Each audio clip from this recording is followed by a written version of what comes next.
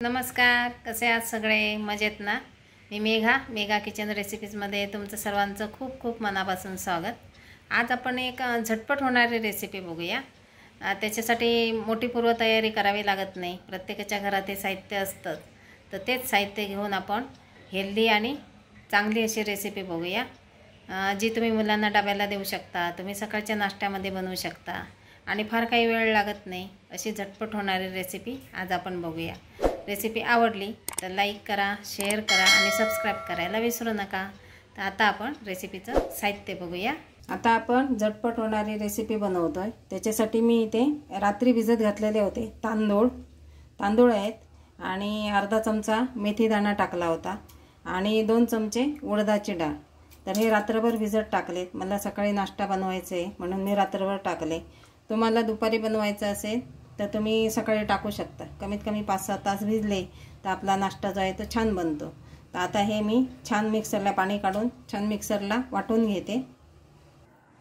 हे आता आपण तांदूळ, उडीद डाळ 2 चमचे आणि अर्धा चमचा मेथी दाणा हे वाटून घेतलेलं आहे. मस्त अगदी छान बारीक वाटून घेतलं आहे बघा.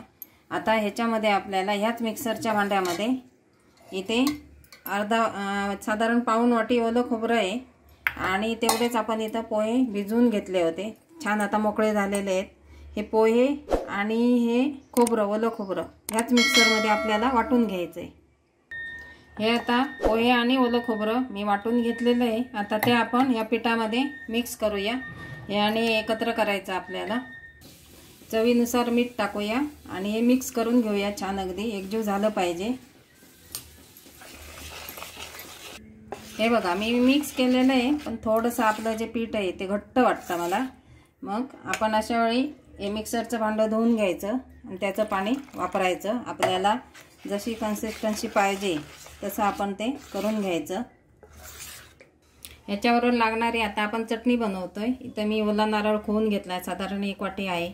थोडीशी कोथिंबीर, तुमच्या चवीनुसार हिरवी मिरची, मी इथं 8-10 घेतलेले आहेत.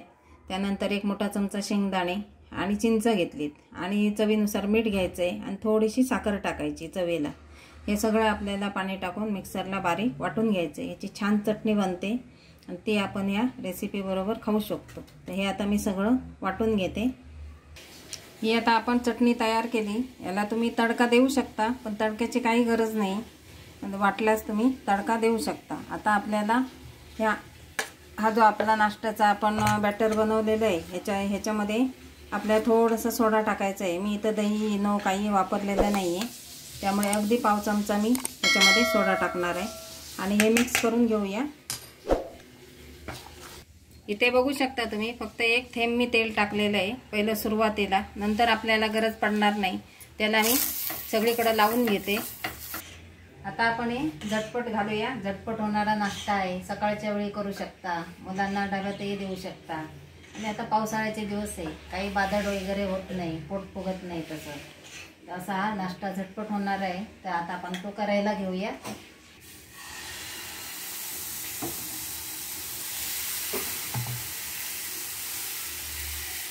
थोडंसं प्रेस करून घ्या आणि त्याच्यावर आपण असं झाकण ठेवूया. हे बघा आपण अगदी 2 मिनटं ठेवलं होतं, जास्त वेळ ठेवायची गरज नाही. आणि हे आपण आता काढून बघूया. मस्त असा आपला जाळीदार नाश्ता तयार झाला आहे. चटणी बरोबर कशाबरोबर तुम्ही खाऊ शकता. असा झटपट होणारा नाश्ता नक्की करा. आवडली रेसिपी तर लाईक करा, शेअर करा आणि सबस्क्राईब करायला विसरू नका. असा आपला झटपट होणारा ब्रेकफास्ट नाश्ता तयार आहे. पीठ न आंबवता, काही न करता पटकन होणारा आहे. झटपट तांदूळ भिजत घालायचे, मनात आलं का नाश्ता तयार. रेसिपी आवडली तर नक्की लाईक करा, शेअर करा, सबस्क्राईब करा. धन्यवाद.